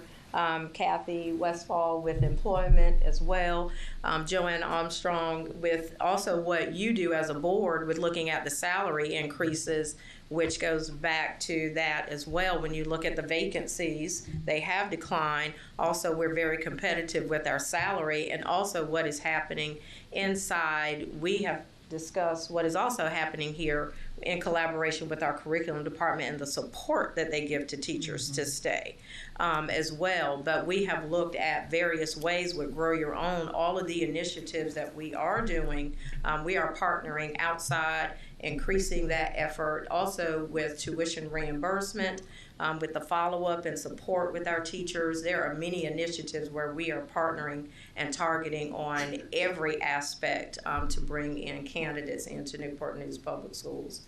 So we are very appreciative of that comment, and thank you for your support, but we will continue to do our work in hiring and recruitment in this upcoming year as well. And thank you to this team for their work, because we meet and talk about that and what we can do. And we look at each school individually as well, in collaboration with the curriculum team that comes to the table about vacancies as well. And Mr. Brown, I will also add, and Dr. Smith talked about our teachers. They are some of our best recruiters, and they do talk about the fact that we have teacher coaches and instructional specialists and college career specialists that some other districts don't have. So we have some additional, I see somebody shaking their head, who works in our schools every day. And I think that our staff, they're pleased with the support that they have, and they share with surrounding districts and people that they know in other places that if you come here, you will have some additional support that you may not find elsewhere. Okay. Yes. Wonderful. So I think it's fair to say teachers may be leaving the profession in droves, but not in Newport News. Not right now. They are not. Right. We are at, what is it, 3.07? 3.07. 3.07. Yes. Yes. Okay. Any other comments? Can you go back to the slide about the, I think you had incentives up there? The way that we recruit, there was one, keep going. Sign-on bonuses and incentives, and okay, Wednesdays.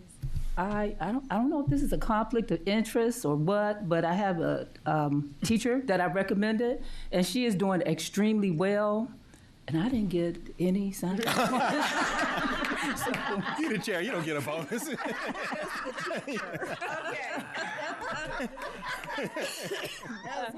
We just finished our conflict of interest training and certification, so I think it would be a problem, but we might have to rewrite the policy or something. I don't know. But okay, I'm gonna leave that. Okay. Give her a stick. All right. I'm sorry, I had to do it. Okay. Any other comments or questions? Thank you so very much. Thank Y'all you, keep up the good work. We appreciate you. All right. Thank you, and we will now move on to Section 5, Reports and Information, 5.02, 2026-27. I'm sorry, excuse me. Thank you. 503, the Attendance Report. Board members, you have received a copy of this report. Are there any questions? Thank you. 504, Membership Report. Board members, you have received a copy of this report. Are there any questions? Thank you. 5.05, Construction Report. Board members, you have received a copy of this report. Are there any questions? Madam Chair, I'll make one question. I believe we got some confirmation tonight on the expected completion date for Huntington Middle School, and so I just wanted to confirm for the viewing audience that we do expect to still open Huntington Middle School in the fall of next year. Is that accurate? No. She said no. Not exactly.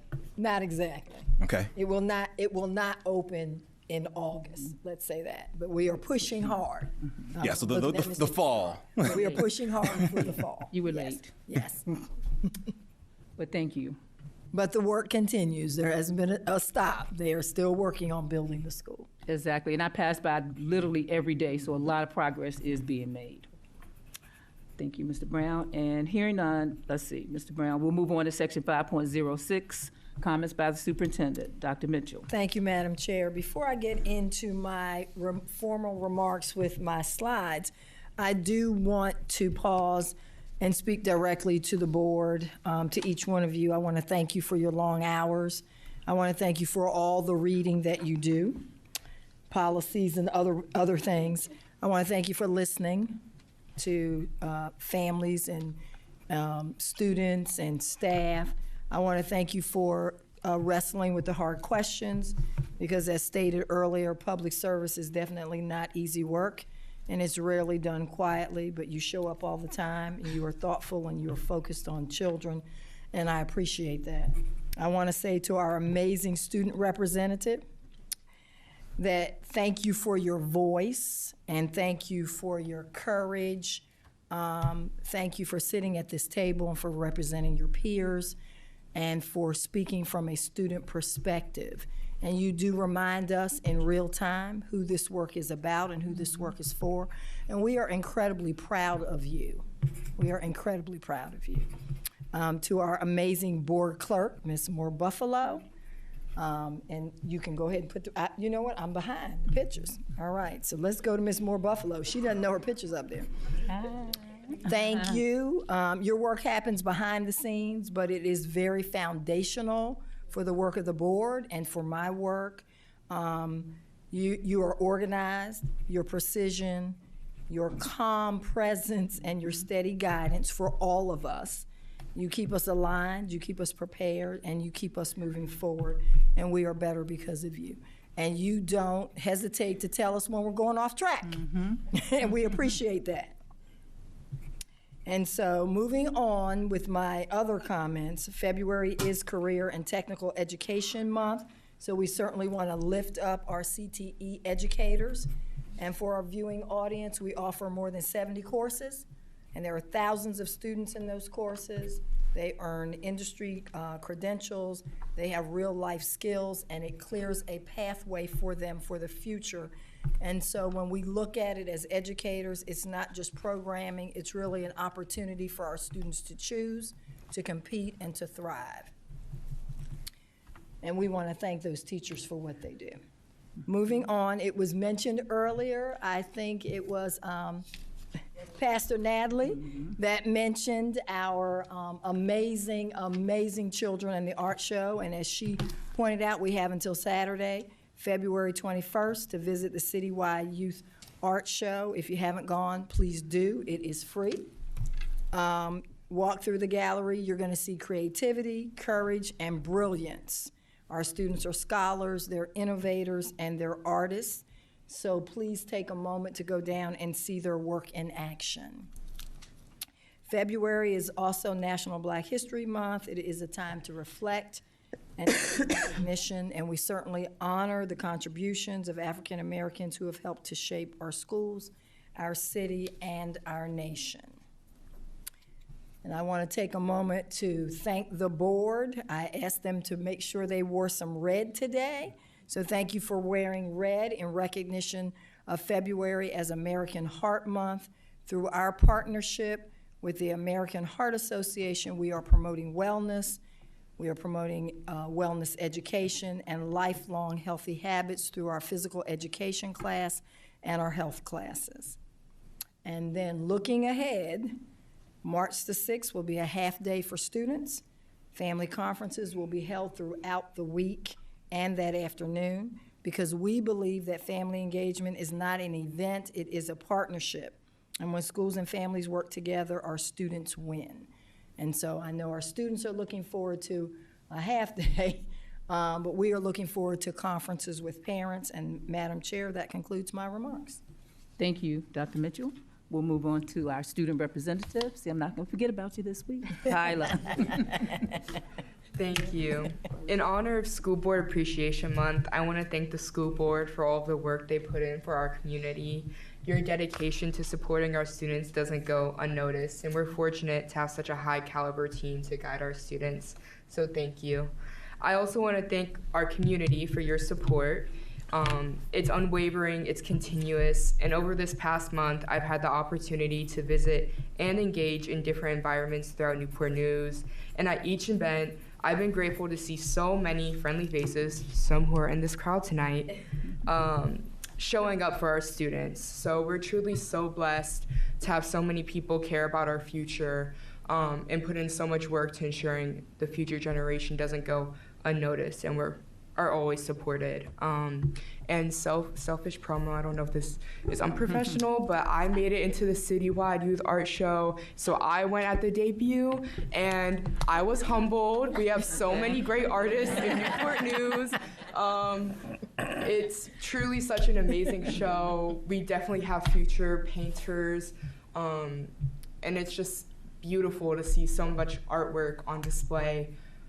that has such great commentary and different points of view displayed. So I really do encourage you to go see that and experience it. There's so much beautiful artwork on display, and that's going to end it for my comments tonight.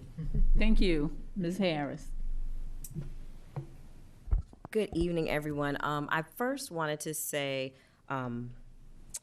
thank you to everyone that supported the Re-Up school supply drive distribution project that it was our 9th year collaborating and doing it. We had to shift a little bit and pivot and have the actual event at Patrick Henry Mall. So again, thank you to the Patrick Henry Mall for helping us adjust because of the cold temperatures. We couldn't have it outside at the winter festival.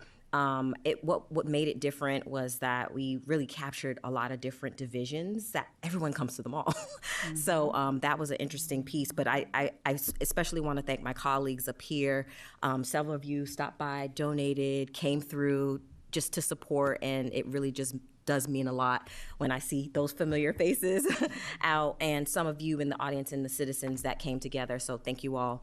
I wanted to put a shout out to Tiffany Boyle, who conducted her Red Sand project at CNU a couple days ago to bring awareness to human trafficking and domestic violence. It's an initiative that's been going on for about 3 years, and I think this was like my 2nd year going with my colleague, Dr. Beth. And just that initiative and that awareness is very important to our community. The New Horizons ribbon cutting ceremony was also actually an exceptional event as well. The Marine Service Technology Department, where we actually had a student demo of how to fix the boat motors and how to do a diagnostic, and they talked to us about industries and how much money they would be making, and those great things. So it was cool to see students get their certifications and do the ribbon cutting for that program. I do want to invite everyone, Councilman's Corner, that Councilman Harris hosts every quarter, is on March 16th, this next month, and the special guest is going to be school board. Yay! So we'll be there to take questions and to talk to citizens. So I want to invite you all to come out to that. And lastly, this school board, this team, having been in this for a year and some change, I do want to publicly say this is an exceptional group of professionals. I feel full every time I'm around you all in a work session. It's just been insightful and warm to be around such knowledge. So just thank you. We appreciate you. You all work very hard. Thank you for taking all my questions, getting me out of trouble, and all the things. But I really do appreciate this group and this board. Thank you. Mrs. Amon. I'm actually going to spare you guys since I'm getting over something. I'll spare you another coughing fit, so I'm going to say no comment tonight. Thank you, Ms. Amon. Mr. Hunter? Oh, thank you, Ms. I'm me. I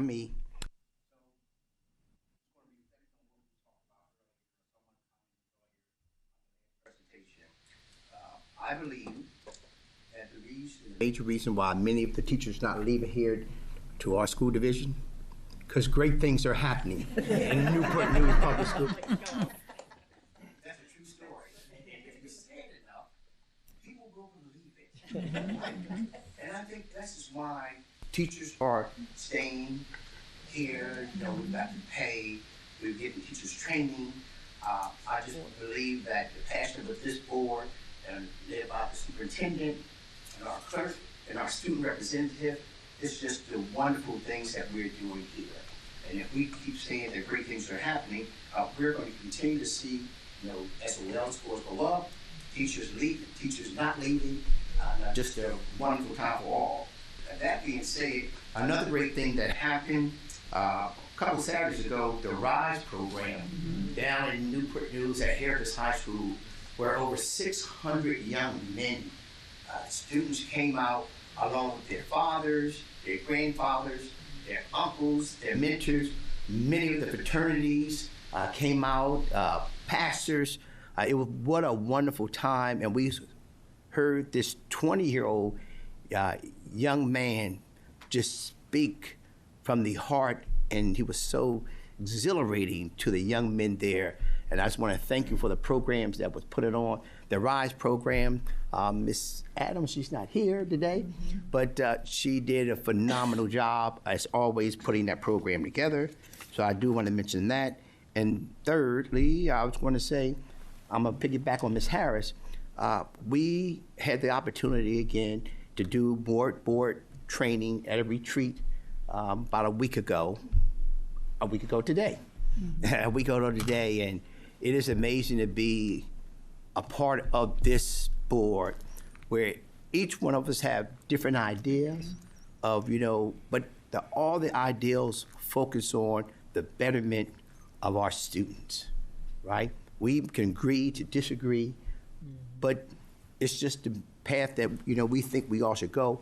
But no matter from Mr. Brown and to, Ms. Eldridge and to Rebecca and myself and whomever, the passion that we had for about 5 or 6 hours between us, like no other board I've ever been on. So I want to thank you for being passionate, and we look forward to another year and continue this year. Thank you. Thank you, Mr. Hunter. Mr. Brown. All right.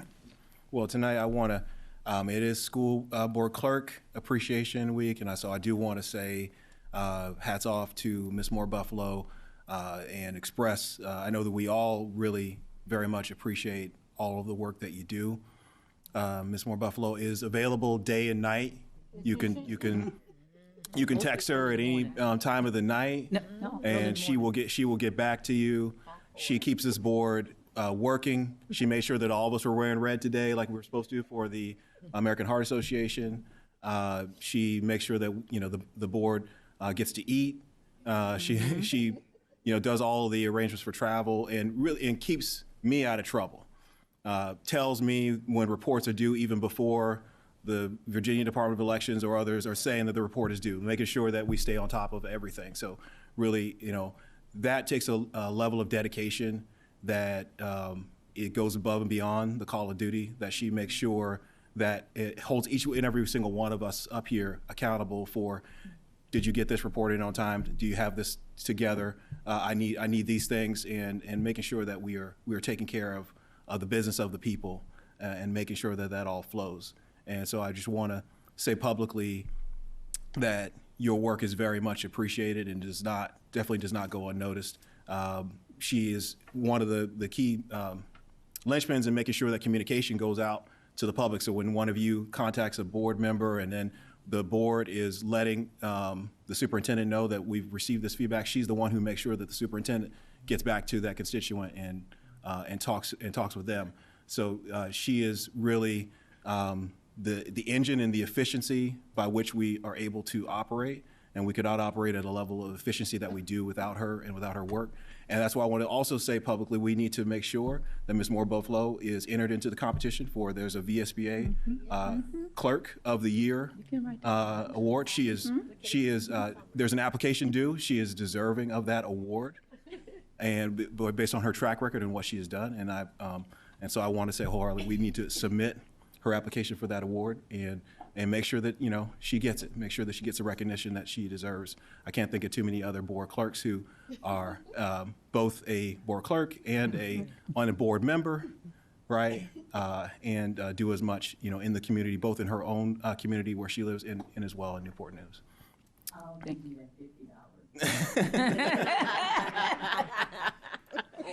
So I want to say that, and to Ms. Leggett, I want to say thank you. I believe she got cupcakes for all of us. So thank you, Ms. Leggett, for the cupcakes. Oh, she did the little bag. She did the little the chocolates. So thank you, Ms. Leggett, for being a student rep. She's also as well very conscientious and very deliberate in the work. So for a student rep to know that it was actually School Board Appreciation Month, to take the time to get something. No other student rep, I think, in the time I've been here has done that before.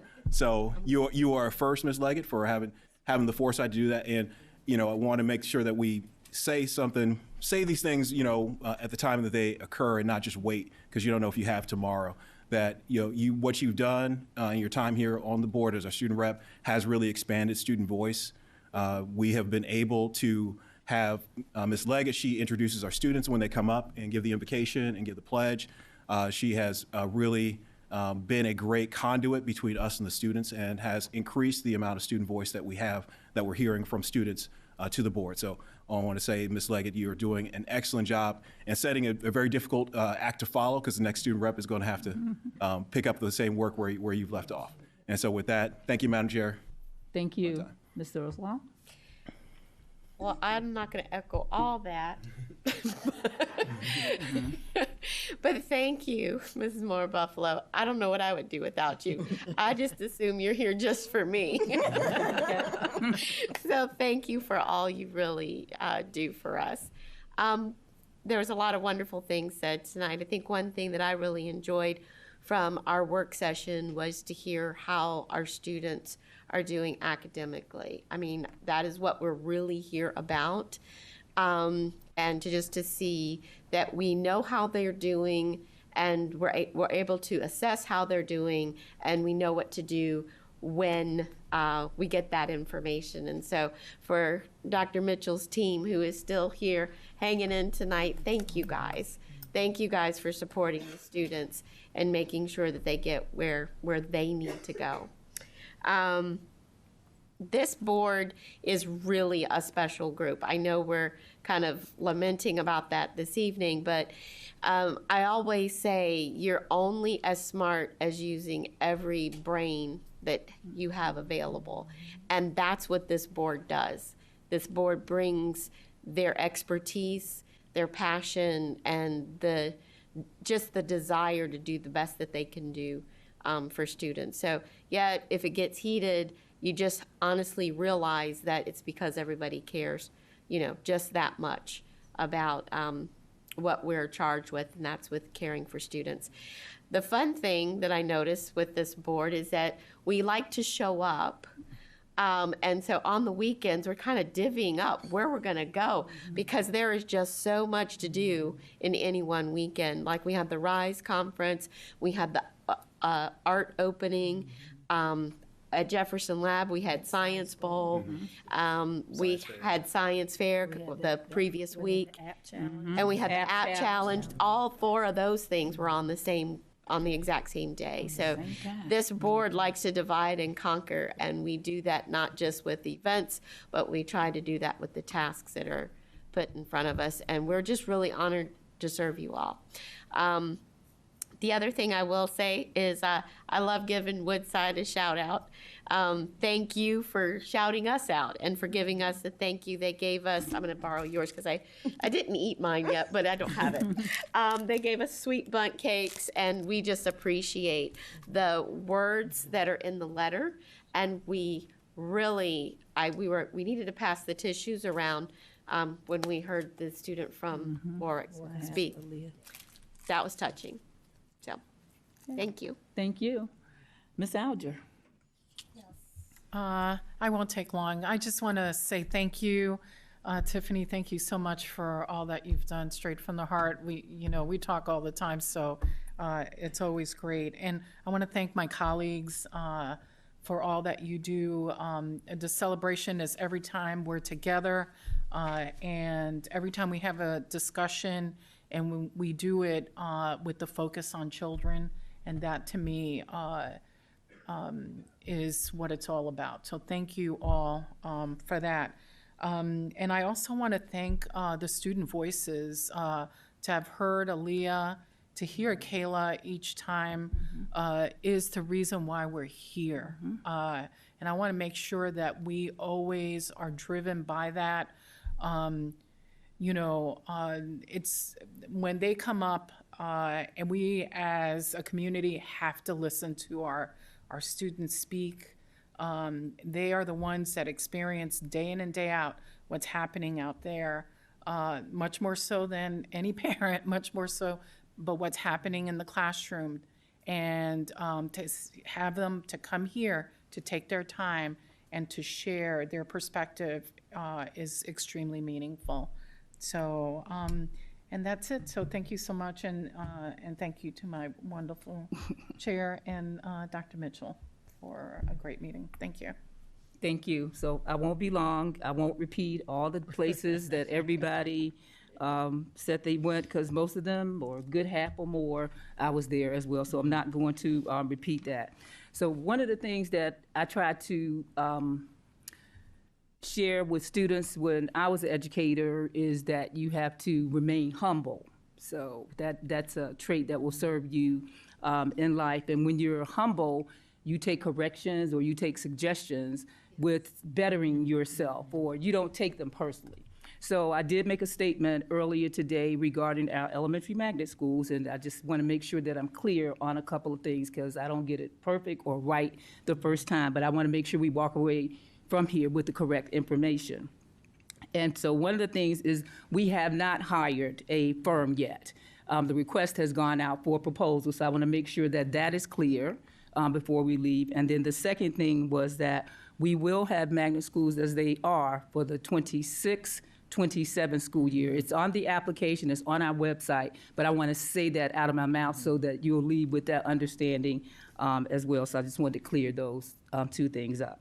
I want to say thank you to Ms. Buffalo as well, because we are extra blessed and fortunate, because her being a school board member, in addition to a school board clerk, she just brings a wealth of information, and literally she keeps us straight. She definitely keeps us, so I want to say thank you. And I want to thank all the board members as well, because the whole is better than the parts. And you all helped me to look all right. So I really do appreciate it. But for all the teachers and all the staff members out there really doing the hard work day to day, working so hard, I take it personal when people make little comments, and I said they have no idea what it is people are doing in these schools and in these classrooms. But I just want you to know we see you and we do appreciate you. And then to the students, Kyla, and Aaliyah, again, somebody said it, but I'm going to say it, that is what it's all about. When it's all said and done, everything goes right back to the students, and it just filled my heart to hear a student come and say, thank you, just so. So we are people too, and every now and then we like to hear it as well. So if all minds and hearts are clear, this meeting is adjourned.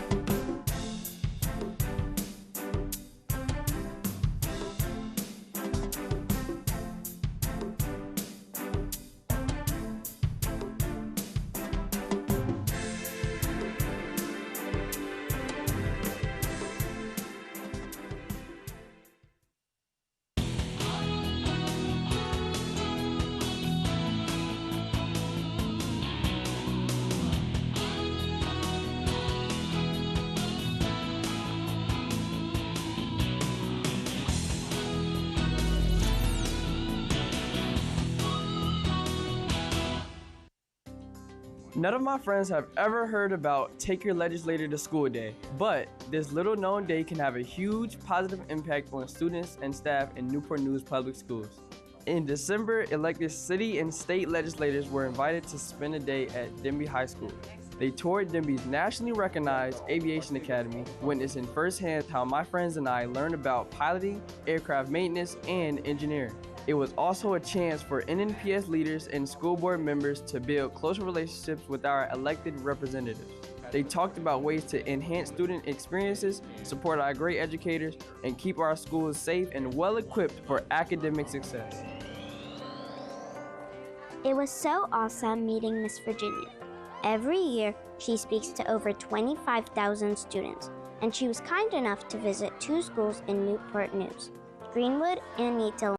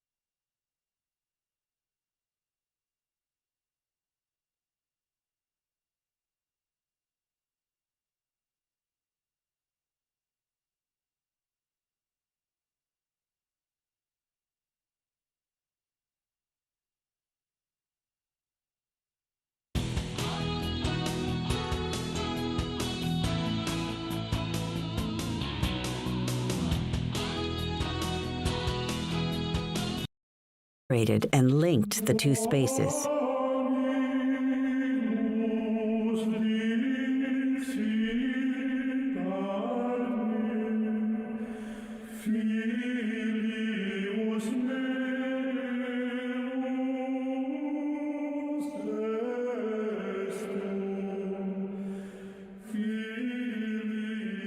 Verrocchio's handling of bronze is dazzling. And the extraordinarily naturalistic acanthus plant, its leaves wrapped around a horn of plenty, a symbol of abundance since antiquity, proclaims the Medici ushered in a new golden age.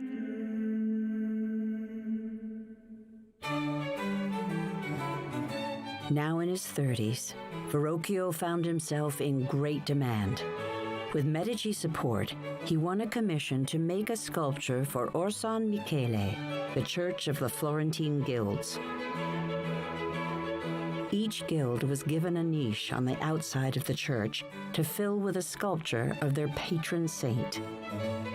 Donatello, Lorenzo Ghiberti, and Nanni di Banco had all made works for Orsan Michele.